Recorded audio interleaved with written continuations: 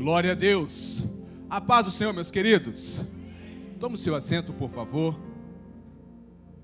Louvado seja o nome do Senhor. Quero louvar a Deus mais uma vez por essa oportunidade. As nossas crianças estarão indo para a salinha. Então eu quero dar um tempo aí para que as nossas crianças possam ir aí para a salinha em segurança, sem correria.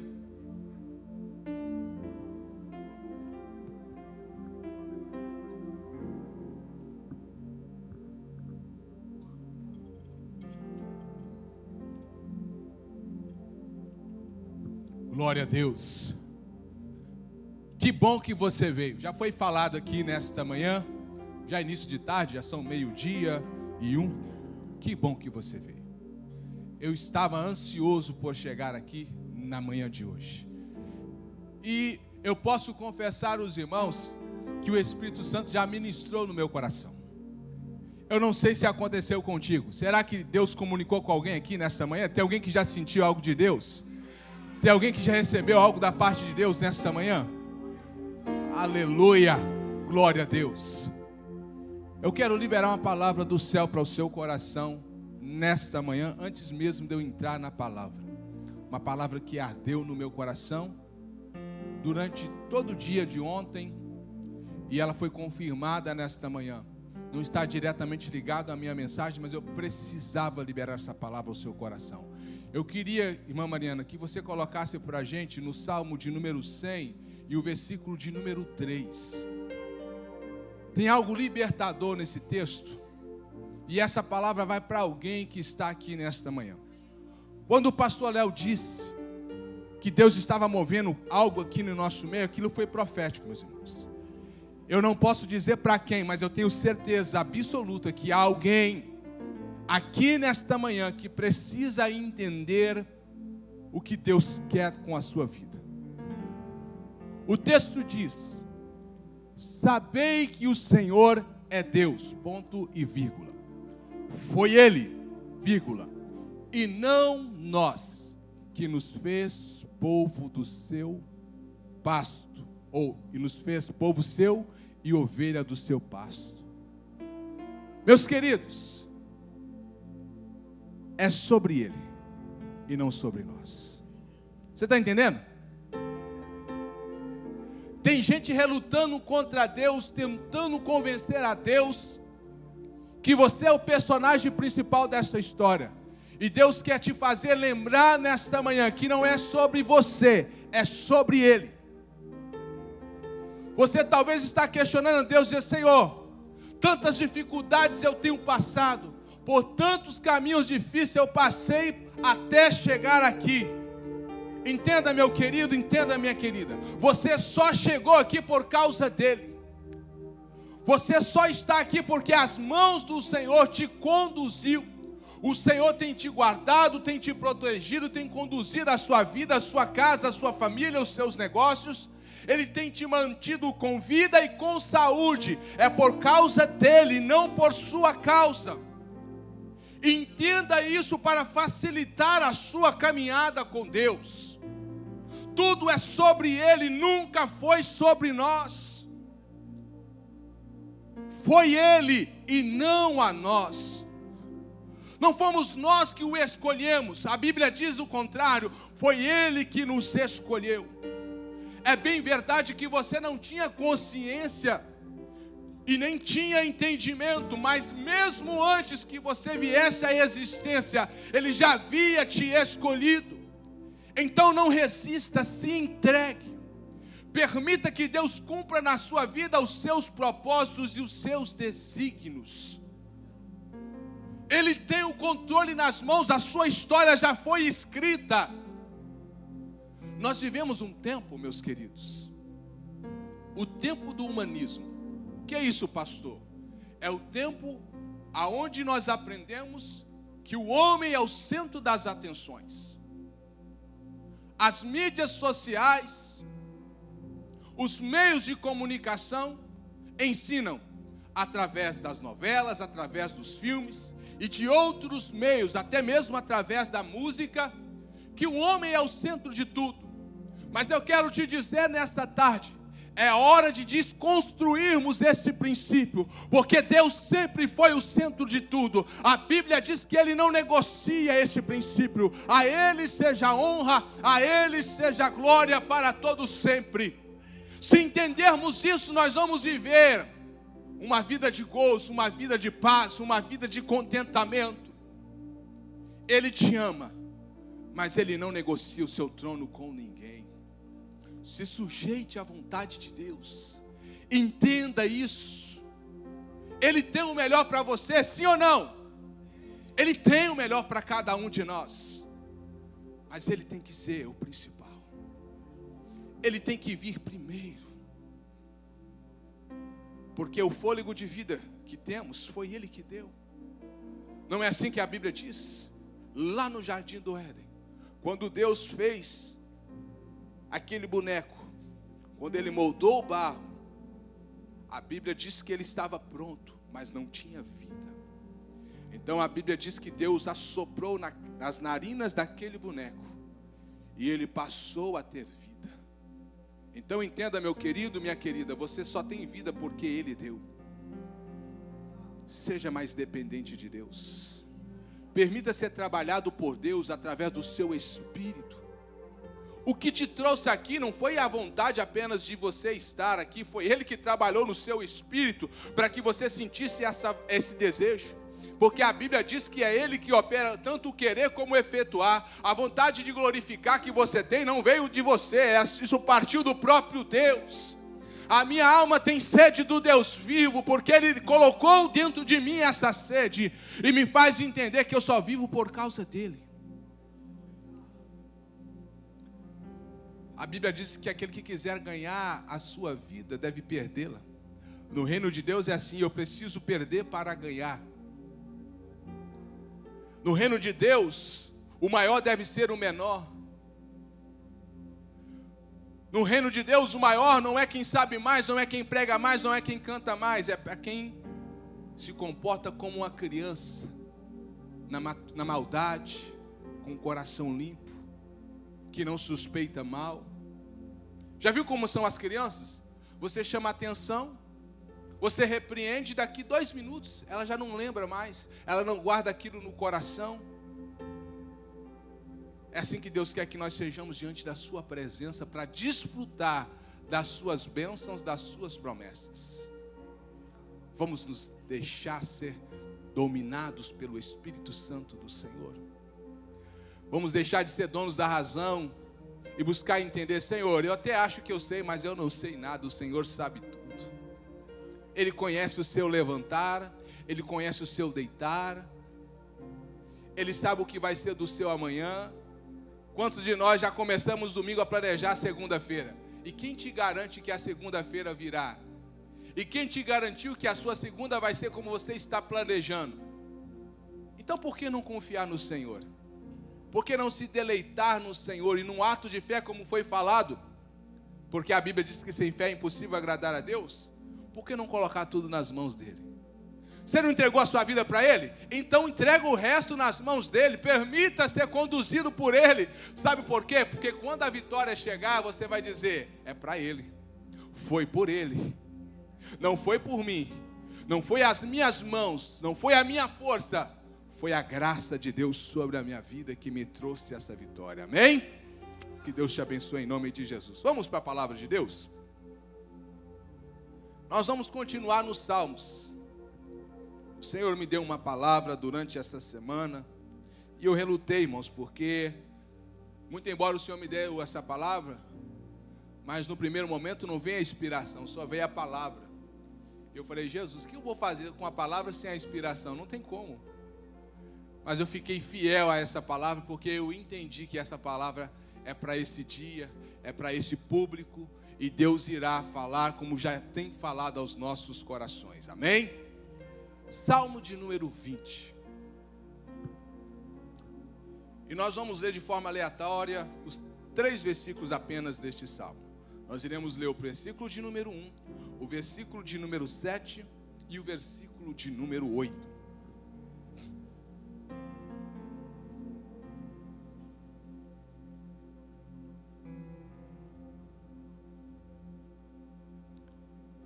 Quem encontrou, diga amém. Quem não encontrou, acompanha a leitura aí através do telão. Versículo 1. O Senhor te ouça no dia da angústia. O nome do Deus de Jacó te proteja. Versículo 7. Uns confiam em carros e outros em cavalos, mas nós faremos menção do nome do Senhor nosso Deus. Uns encurvam-se e caem, mas nós nos levantamos e estamos de pé. Quantos podem dizer amém? Aleluia. Dobre a sua atenção para ouvir a voz de Deus mais uma vez nessa tarde. Esse salmo é um salmo de Davi. Como muitos de nós sabemos, Davi escreveu uma grande quantidade de salmos. Salmos não é um livro de um autor apenas. Por isso é que nós nem consideramos salmo como sendo um livro, porque salmos é a coleção de vários livros.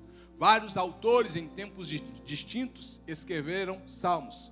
Só para os irmãos terem uma ideia, Moisés escreveu salmos. E quantos séculos depois que Davi nasceu? Então foram autores distintos ao longo de séculos e milênios que compilaram os salmos. E Davi, nós conhecemos a história de Davi, de que maneira gloriosa Deus o chamou, como foi a sua história desde a sua infância, um jovem pastor de ovelhas, que através das experiências de vida, Deus o constituiu guerreiro, um dos mais destemidos de todo o Israel, ao ponto de um dia Deus o escolher. Quando Deus então resolveu destituir Saul do seu trono, porque ele havia sido rejeitado por Deus por causa das suas ações, a Bíblia diz que Deus então chama o profeta Samuel e diz: Samuel, eu já tenho escolhido para mim um rei, um homem segundo o meu coração. E este homem não era nada mais, nada menos que o jovem pastor de ovelhas, Davi. E esse salmo que nós acabamos de ler é conhecido como o Salmo da Guerra. Nós que conhecemos a palavra, muitos de nós que lemos as Escrituras, nós conhecemos a história de Davi, de como foi o seu desenvolvimento, de quantas participações ele tem ao longo das Escrituras, em várias passagens, em vários livros distintos da Bíblia Sagrada. E a Bíblia vai dizer que Davi foi um homem de guerra.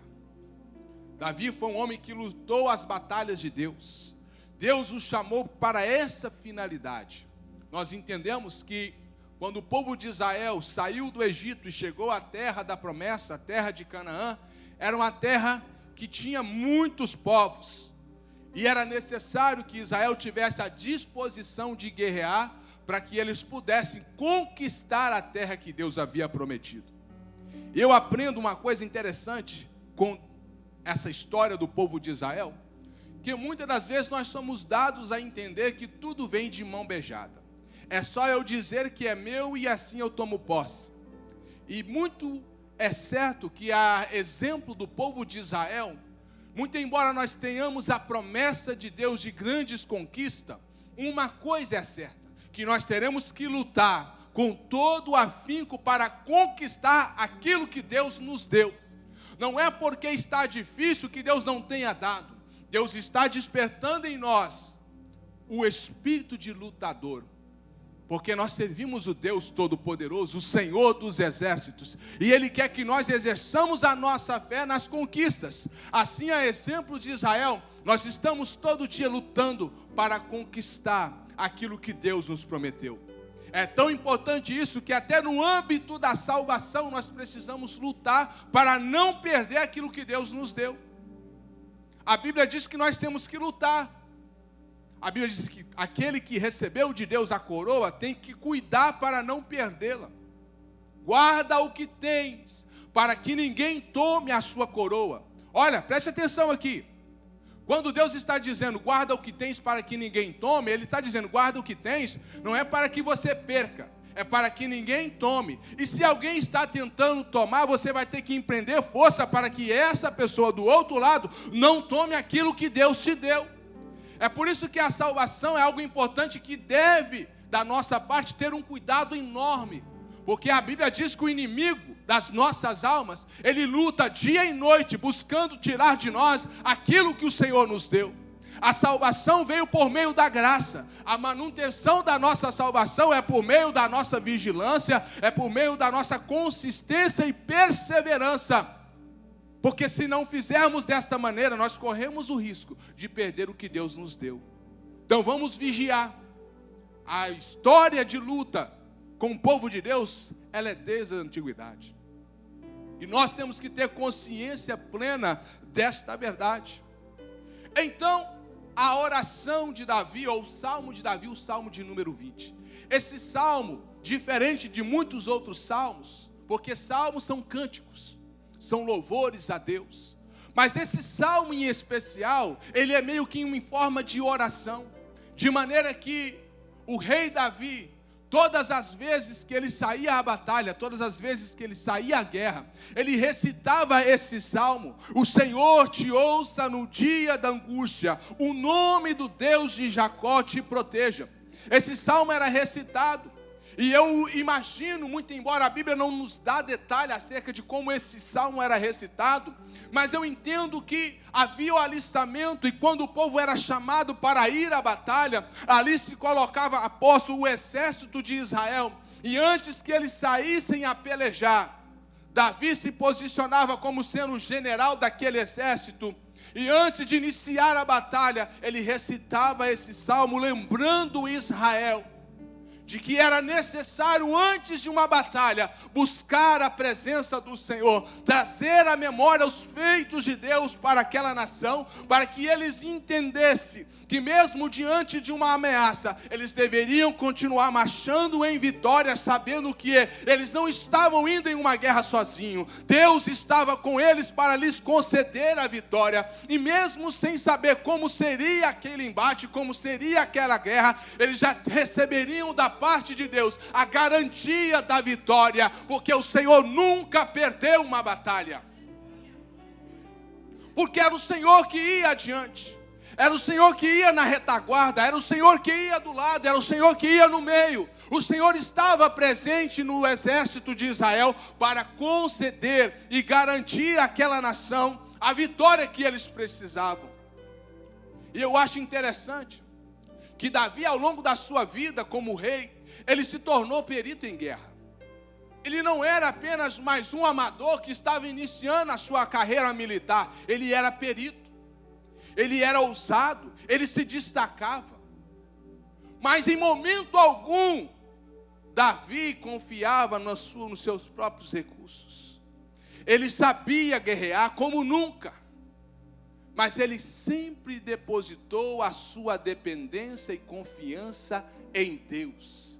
Ele entendia, não é a experiência de guerra que me faz melhor, não é o tamanho do exército de Israel que me faz entender que a batalha será ganha, não é a estratégia de guerra que me dará vitória, mas é a confiança no Todo-Poderoso. Como assim Ele me ajudou em outras guerras, Ele estará comigo para me garantir a vitória de qualquer outra guerra que surja pela frente. E não é diferente de nós. A nossa confiança precisa estar em Deus.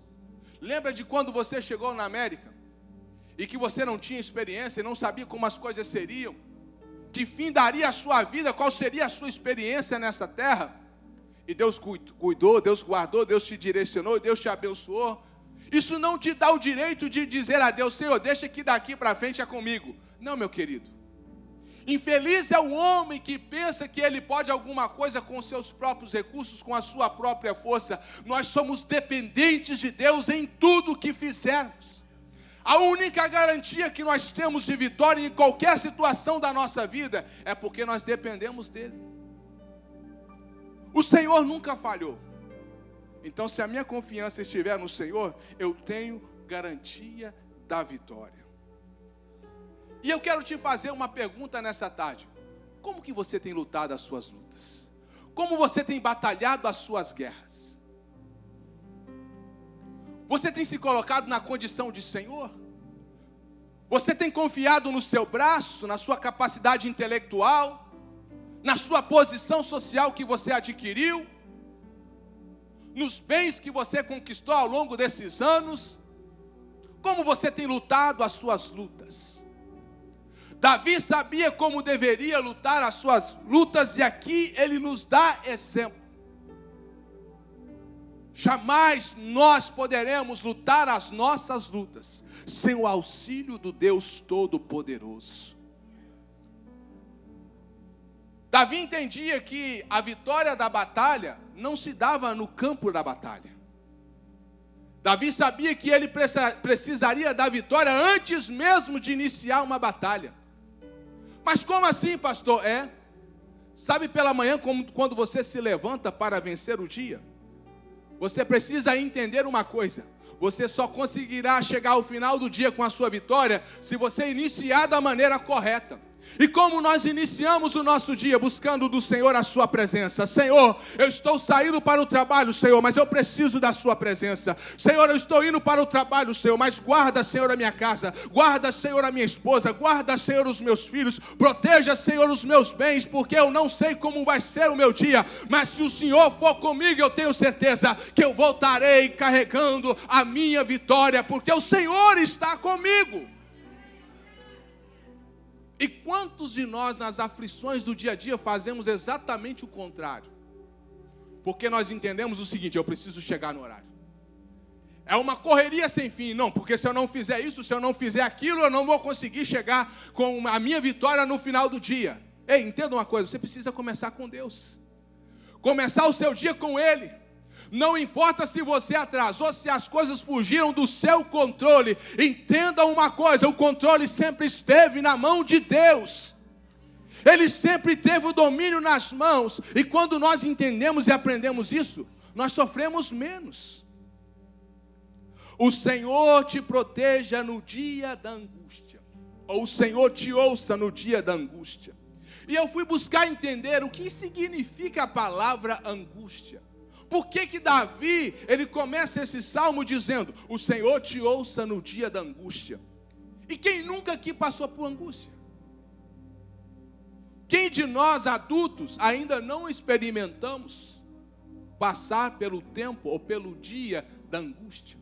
Se eu fosse perguntar a qualquer um de vocês aqui, me fale um dia de angústia que você viveu, eu tenho certeza que a sua mente já computou e já te mostrou um cenário de um tempo de luta que você passou, que você está passando. Porque a angústia é coisa do ser humano. A angústia afeta todos os níveis sociais. Há quem pense que a angústia é coisa de pobre, mas todos passam pela angústia, seja o rico, seja o pobre. A angústia não escolhe o nível social, não escolhe a raça, a etnia. Todos nós passamos por momentos de angústia. Mas Davi aqui está dizendo: o Senhor te ouça no dia da angústia. E o que é angústia, pastor? O vocábulo angústia tem sua origem no grego, angor, e denota a ideia de pressão ou aperto. E em muitos casos se torna uma opressão interna, como um aperto no peito. Não é assim? No momento da angústia a gente sente aquele aperto no peito. Estranho isso, né? É estranho notar como o nosso corpo reage diante da angústia. Um aperto vem sobre o nosso peito e nós pensamos: meu Deus, o que eu vou fazer agora? E para nós melhor entendermos o que a angústia é na sua essência, é como se fosse uma embarcação, um navio, em alto mar, num dia de tempestade. As ondas vêm contra o navio e dão contra ele, e as águas enfurecidas tentam submergir aquele navio. Assim é mais ou menos a ideia do que é passar por um momento de angústia. É ver o ataque vindo de todos os lados e você se sentir inerte, sem condições de reagir àquilo, porque aquilo não está no seu campo. É um navio em alto mar, sendo açoitado de todos os lados pelas ondas. E o aperto é enorme. Quem já passou por isso sabe do que estou falando, ou quem já viu através de vídeos uma situação como essa, vê o aperto que um navio passa, e não há nada que ele possa fazer. O capitão de um navio não tem controle sobre um navio quando ele está passando por uma tempestade. Não se pode ancorar um navio em momentos como esse, porque quando se lança as âncoras ao fundo, aí é que o risco acontece, porque a chance dele naufragar é muito maior, porque ele está estável. E a instabilidade é a única condição para que o navio saia daquela condição. Ele tem que recolher as âncoras, tem que ligar o motor e combater contra as ondas, porque se ele estacionar em um lugar, a chance de naufrágio é muito grande. E já notou que quando a angústia vem sobre o nosso coração, a vontade que dá é de estacionar, é de parar, é de dizer, aqui eu não saio. Mas o Espírito Santo está falando conosco nessa tarde. Se a angústia bater a porta do seu coração, reaja. Porque o Senhor nosso Deus é conosco diante de toda e qualquer circunstância. Eu me lembro de Marcos no capítulo 4.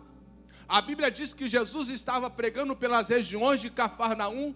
E quando Jesus termina a sua mensagem, Jesus resolve sair daquele lugar. Jesus junta os seus discípulos e diz, olha, vamos passar para o outro lado. Eles entram com Jesus no barco, e a Bíblia diz que eles saíram então da margem, e a Bíblia diz que em um dado momento, uma grande tempestade sobreveio. E quando a grande tempestade sobreveio, os discípulos começaram a se assustar com aquela situação. E olha, e é bom ressaltar, dizer que os discípulos, na sua grande parte, eram pescadores, homens que tinham habilidade com embarcação. E em um dado momento, a Bíblia diz que tanto era a força contrária das águas, que os discípulos estavam amedrontados, porque as águas estavam começando a entrar no barco. E a Bíblia vai dizer que Jesus estava dormindo sobre uma almofada. Eu fico aqui a pensar, como que essa almofada não molhou, irmã Gislaine? Porque a Bíblia diz que a água batia contra o barco e entrava. Mas é interessante que Jesus não se incomodava com aquela situação. E aqui eu aprendo que não importa o quanto uma situação te incomode, ela nunca vai incomodar Jesus. Está entendendo? Você está se preocupando, você está aí se estressando, você está perdendo a paz, mas Jesus não mudou, Jesus não está incomodado. Os seus problemas, os meus problemas não incomodam Jesus ao ponto dele perder a paciência e a paz, porque Ele é Senhor sobre todas as circunstâncias e situação. Jesus estava dormindo à polpa do barco, e os discípulos haviam perdido a esperança, ao ponto de que eles agora vão incomodar Jesus. Eles acordam Jesus e vão dizer, mestre, não te importa que pereçamos? Ou seja, nós estamos aqui relutando para não morrermos, para não naufragarmos, e o Senhor não reage, o Senhor continua dormindo. E a Bíblia diz que Jesus então se levanta, olha para os discípulos amedrontados e assustados, e Jesus olhando para eles diz, homens de pequena fé. Olha que interessante. Homens de pequena fé, mas como assim, Senhor? E nós sabemos o que acontece. Jesus dá ordem ao mar, Jesus dá ordem aos ventos, e a paz volta a reinar sobre aquele ambiente. Mas os discípulos aprenderam que naquele momento não era para incomodar Jesus. Eles tinham poder e autoridade para repreender o mar, para repreender o vento. E quantos de nós hoje, nos nossos dias, incomodamos Jesus com coisas tão pequenas e banais, que o Senhor já nos deu autoridade sobre elas, mas nos falta fé para declarar aos nossos problemas que nós somos mais que vencedores em Cristo Jesus. Tem alguma coisa trazendo aflição nessa tarde? Eu quero que você use a sua fé nessa tarde e diga, em nome de Jesus, problema, bate em retirada, porque eu fui chamado pelo Senhor, eu fui comprado pelo seu sangue, Ele me declarou como mais que vencedor. Reaja a essa situação em nome de Jesus. Você não é mais um coitado no meio da multidão, não. Você tem a marca de Cristo. Você carrega o DNA do céu. Você tem promessa de Deus sobre a sua vida. Aquilo que te aflige hoje não é mais para te afligir. Entenda que o Senhor está usando situações para exercitar a sua fé, para te levar para um nível ainda superior. Entenda isso. Por mais que as aflições, a exemplo de um mar revolto, parece querer nos sucumbir, nós só pereceremos, no caso de uma embarcação, se a água que está do lado de fora entrar para dentro. O que submerge uma embarcação não é o que está do lado de fora, é o que está do lado de dentro, está entendendo? Na aflição, o que te vence não é o que você vê, é o que você permite entrar dentro do seu coração. Enquanto os problemas estão do lado de fora, você tem domínio sobre eles. Agora, a partir do momento em que eles entram dentro do seu coração, aí eles passam a te dominar. E nessa tarde, em nome de Jesus, nós estamos mandando que os problemas batam em retirada, porque a exemplo da embarcação de Jesus, Ele está morando dentro de nós. E onde Jesus está, os problemas não podem coabitar com Ele. Nós temos o Espírito Santo de Deus dentro de nós. A Bíblia diz que nós somos morada, nós somos templo do Espírito Santo. O caos não tem morada dentro do meu ser. Ele pode tentar me afligir do lado de fora, mas aqui dentro quem reina é Jesus. Aqui dentro quem governa é Jesus. É Ele que tem o domínio, é Ele que tem o controle da situação. E eu não vou permitir que os problemas externos tirem a minha paz. Quantos crentes dos nossos dias vivem como se Jesus estivesse do lado de fora, como se Jesus estivesse alheio aos nossos sofrimentos e às nossas dores. O Senhor te ouça no dia da angústia. Na continuação do texto, o nome do Deus de Jacó te proteja. Eu confesso que quando eu li esse texto, eu falei, tem algum erro de tradução nesse texto. Eu acho que foi colocado errado. Porque, olha comigo. Se ele colocasse, se o salmista colocasse aqui, o Deus de Jacó te proteja, também seria entendível. Porque, na verdade, é o Deus de Jacó que nos protege. Mas olha interessante, que Davi aqui ele vai dizer, o nome do Deus de Jacó. Nós do Ocidente damos nome a tudo. E os nomes são convenientes àquilo que nós gostamos. Mas dentro da cultura judaica, o nome tinha significado. Está entendendo? Então aqui ele vai dizer, o nome do Deus de Jacó te proteja. Aí eu fiquei assim, mas Senhor, que nome é esse? Porque o Deus de Jacó nós sabemos quem é, mas que nome era dado a esse Deus para que Davi pudesse declarar que esse nome é quem vai nos proteger? Que nome é esse? E aí eu fui buscar a referência bíblica para compreender por que Davi aqui usa o termo, o nome do Deus de Jacó. E se nós voltarmos lá no livro do Gênesis, no capítulo 49, nós vamos entender que Jacó, ele deu um nome a Deus, baseado na sua experiência, porque é assim que acontece. Nós podemos dar nome às coisas, mas através da intimidade, através do relacionamento, nós passamos a dar atributo a certas coisas por causa da convivência. Tem pessoas aqui que conhecem Deus como o Deus da cura. Tem pessoas aqui que conhecem Deus como o Deus da libertação. Tem pessoas que nós conhecemos aqui que conhecem Deus como o Deus que me tirou dos vícios. Então nós conhecemos Deus de acordo com as experiências que nós vamos tendo com Deus ao longo da nossa caminhada com Ele. E é triste quando alguém não conhece Deus pelos seus atributos, porque é impossível que alguém que relaciona com Deus não consiga identificar e viver os atributos de Deus. Eu conheço o Deus que eu sirvo como Deus que me salvou, que me curou, que me libertou, como Deus que foi preparar lugar para mim morar com Ele para sempre. Olha quantos atributos nós damos a Deus por causa da nossa convivência e da nossa experiência. O nome do Deus de Jacó. E aí eu fui buscar para entender que nome é esse. A Bíblia vai dizer lá no Gênesis 49, que quando Jacó vai abençoar os seus filhos, ele vai fazer um anunciado a eles, e aí ele vai dizer: olha, o Deus que me apareceu, me fez uma promessa, e desde que Ele me prometeu, Ele tem estado comigo, Ele tem me guardado, Ele tem me abençoado, Ele tem me fortalecido, e então eu vou chamar esse Deus de o valente de Jacó. E que nome é esse? Esse nome foi cantado aqui nessa tarde, é o El Shaddai, o Deus Todo-Poderoso, o Deus de toda a suficiência, o Deus que aquilo que eu preciso, Ele é poderoso para me conceder, porque não há impossível para Deus. O Todo-Poderoso é o seu nome.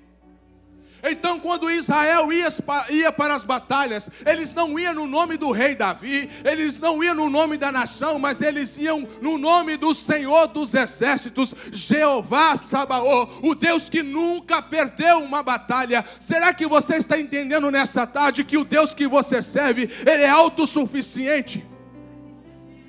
Ele não depende da minha boa vontade, não depende do meu empenho, nem da minha força, do meu esforço. Ele é poderoso para operar segundo a sua vontade, e não há quem possa contrariar a sua vontade. É por isso que quando Davi vai falar à nação, ele vai dizer: olha, nós estamos indo à guerra em nome daquele que é poderoso, diante daquele que nunca perdeu uma batalha, diante daquele que os inimigos estremecem diante da sua presença, porque ele não conhece o que é perder. Se o Deus que você serve, o Deus que eu sirvo, nunca perdeu uma batalha, por que nós nos preocupamos? Por que nós estamos constantemente preocupados com o dia de amanhã? Com o que comeremos, com o que beberemos, com o que vestiremos? Aprendemos isso diariamente, mas nunca colocamos em prática. Mas oxalá que nessa tarde você se convencesse de uma vez por todas que não há o que temer, porque você está servindo o Deus Todo-Poderoso. Quantas pessoas vivem sob efeito de medicamento para controlar as emoções, para controlar o estresse, para controlar a ansiedade, quanto na verdade Jesus está dizendo: se verdadeiramente se o Filho vos libertar, verdadeiramente sereis livres. Será que eu estou falando para um povo livre ou para um povo oprimido nessa tarde? Será que eu estou falando para um povo que foi resgatado, que foi lavado no sangue do Cordeiro e que vive a expectativa da eternidade? Ou estou falando para um povo sem esperança? É uma palavra que de alguma maneira nos confronta, mas nos mostra uma saída. A nossa confiança a Deus deve estar acima de qualquer situação. Eu estou passando por dia de angústia, mas o Senhor dos exércitos está comigo. Eu não vou perecer diante dessa situação, porque Ele é maior que o meu problema. É por isso que quando Davi enfrentou Golias, ele disse: olha, você vem contra mim com espadas e lanças, mas eu vou contra ti no nome do Senhor dos exércitos. Aleluia! E a Bíblia vai dizer, para mim poder terminar, que nos dias em que nós vivemos, foi nos dado um nome, que é sobre todo nome, que diante desse nome todo joelho se dobrará, toda língua confessará que Ele é o Cristo, Senhor dos exércitos. É esse Jesus que nós estamos aqui proclamando nessa tarde.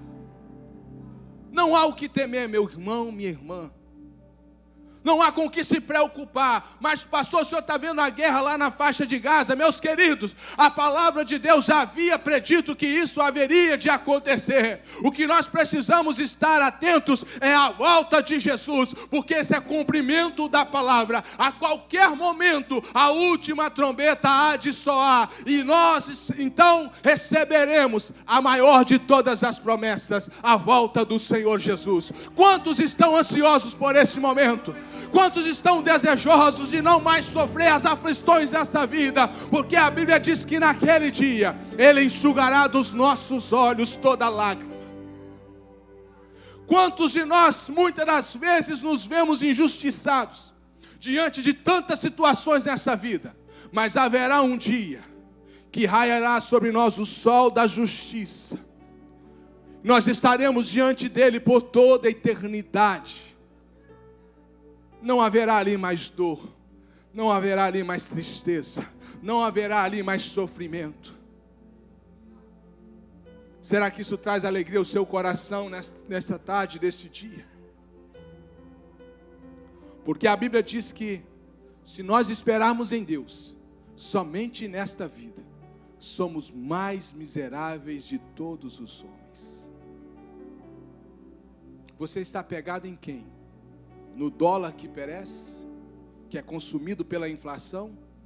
Ou no Senhor que te guardou? No Senhor que te sustenta? É como eu falei no início, nunca foi sobre nós, é sobre Ele. Nunca foi para nós, é para Ele. É Ele que faz todas as coisas, é Ele que fez todas as coisas.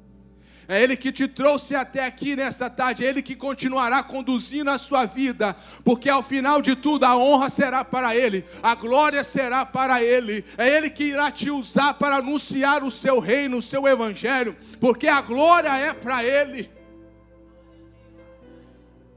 Vamos nos contentar em apenas servir a esse Deus, porque coisas grandes e maravilhosas Ele já fez por nós. Ele já fez por nós. Vamos lembrar que há um céu nos esperando.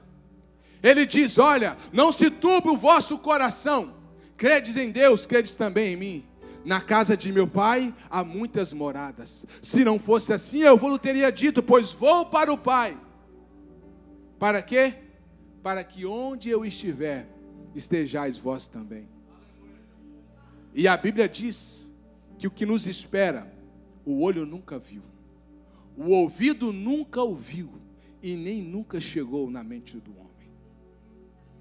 Quantos estão encantados com a América? Nós nos encantamos, é tanta beleza, é tanta riqueza, mas não se pode comparar com aquilo que o Senhor foi preparar para cada um de nós. Alegra o teu coração, aumente a tua esperança e firme na fé, para que você possa viver o melhor de Deus para a sua vida, não somente nesse tempo, mas muito mais ainda no tempo do porvir, porque o Senhor dos exércitos está conosco. O Deus de Davi, o Deus de Abraão, o Deus de Jacó é o nosso Deus, e é sobre esse nome que nós iremos erguer a nossa bandeira, pois o Senhor é conosco. Que Deus abençoe a minha e a sua vida, em nome de Jesus. Receba essa palavra para a alegria do teu coração, e vamos caminhando, porque Canaã é logo ali. Que Deus abençoe.